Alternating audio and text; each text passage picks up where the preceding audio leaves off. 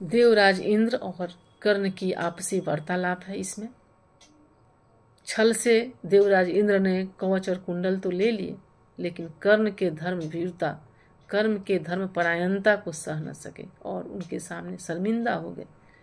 कर्ण अब उन्हें समझा रहे। देवराज बोले कि कर्ण, यदि धर्म तुझे छोड़ेगा, निज रक्षा के लिए नया संबंध कहाँ जोड़ेगा, और धर्म को तू छोड़ेगा भला पुत्र किस भय से, अभी अभी रखा तब जब इतना ऊपर उसे विजय से।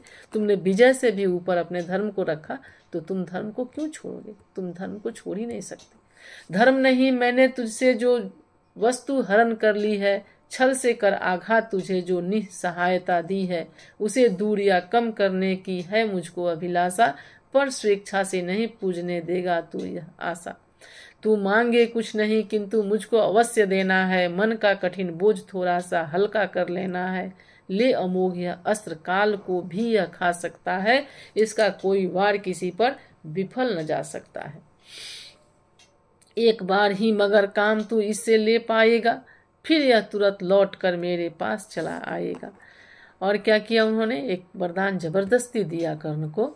अतः वत्स मत इसे चलाना कभी वृथा चंचल हो, लेना काम तभी जब तुझको और न कोई बल हो।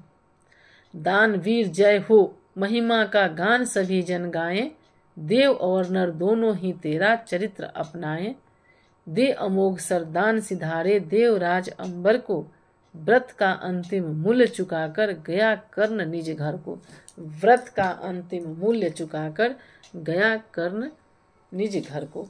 कर्ण एक ऐसे दानवीर थे जिन्होंने सब कुछ समझते हुए भी दान देने में कभी एक कदम पीछे नहीं मोड़ा।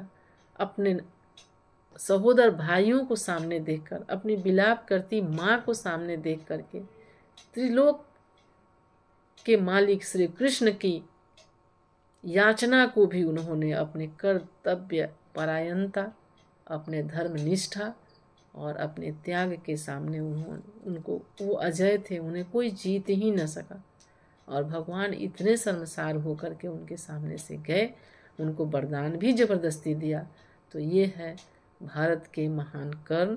और जो रश्मि रथी हमारे राष्ट्र कवि दिनकर जी ने लिखा है, उसमें कर्ण की ही उनके भाग्य और उनके कर्म दोनों को उन्होंने बड़ा सुंदर व्याख्या किया है। भाग्य तो कर्ण का इतना फूटा हुआ था कि सब कुछ अच्छा करने के बाद भी जिंदगी में उन्हें कभी सुख और शांति की प्राप्ति नहीं हुई, लेकिन फिर भी हर कठिनाइयों को सहते हुए भी वो धर्म पे परायण रहे और पृथ्वी मिट्टी पे भीख मांगने के लिए स्वर्ग भी आ गया। और एक इंसान को उसकी महानता को नमन करने के लिए स्वयं भगवान इंद्र भी पृथ्वी पर आ गए। तो इस सूर्यपुत्र कर्ण को सत सत नमन है। धन्यवाद।